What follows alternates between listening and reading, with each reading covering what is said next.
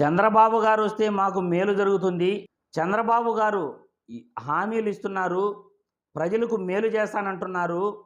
మాకు ఉచితంగా పథకాలొస్తాయి. మెడికల్ కాలేజీల్లో సీట్లొస్తాయి. మెడికల్ కాలేజీలొస్తాయి. జీపీఎస్ విధానాన్ని రద్దు చేసి పాత పెన్షన్ విధానాన్ని ఉద్యోగులకు ఇస్తాడు. చంద్రబాబు వస్తే మాకు కిరీటం పెడతాడు. పవన్ కళ్యాణ్ వస్తే మాకు పెద్ద కిరీటం పెడతాడు అని చాలామంది కూడా ఎక్స్‌పెక్ట్ చేశారు. 1995లో ఉన్న పాత చంద్రబాబును మీరు చూస్తారు అంటే, ఇటువంటి చంద్రబాబును చూస్తారు అని ఇప్పుడిప్పుడే ప్రజలకు అర్థమవుతా ఉంది. ఎందుకంటే సెల్ఫ్ ఫైనాన్స్ సీట్లు మెడికల్ కాలేజీల్లో పెట్టటం నేరం. గత వైసీపీ ప్రభుత్వం సీట్లు అమ్ముకుంటా ఉంది. ఇది చాలా పెద్ద తప్పు. మేము వస్తే మెడికల్ కాలేజీలో సెల్ఫ్ ఫైనాన్స్ సీట్లు తీసేస్తాము.